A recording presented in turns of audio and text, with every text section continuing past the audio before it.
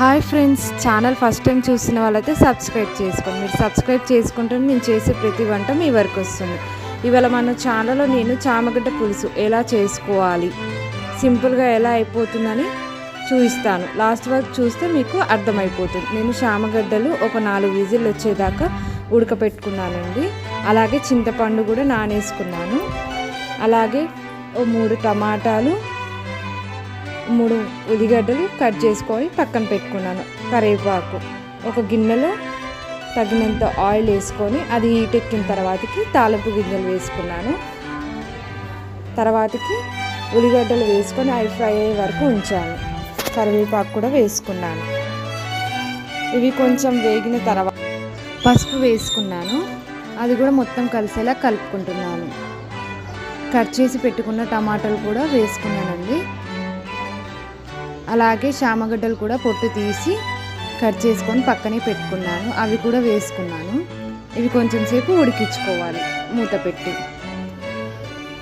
చామగడ్డ పులుసు ఎంతమందికి ఇష్టం కామెంట్ బాక్స్లో కామెంట్ చేయండి.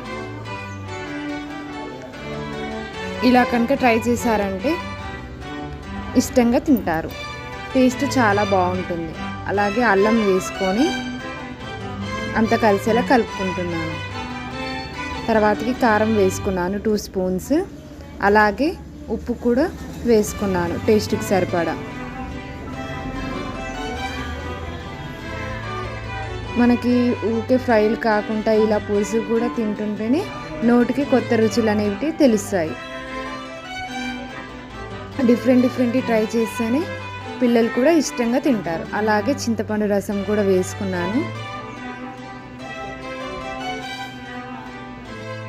నేను ఇప్పటివరకు చేసినాయండి సింపుల్ రెసిపీసే అండి. ఇంతవరకు చెక్ చేయని వాళ్ళు ఉంటే వెళ్ళి చెక్ చేయండి. లాస్ట్ అండ్ ఫైనల్గా ధనియాల పొడి వేసుకుంటున్నాను. అయిపోయిందండి కర్రీ. చూసారా ఎంత సింపుల్గా అయిపోయిందో.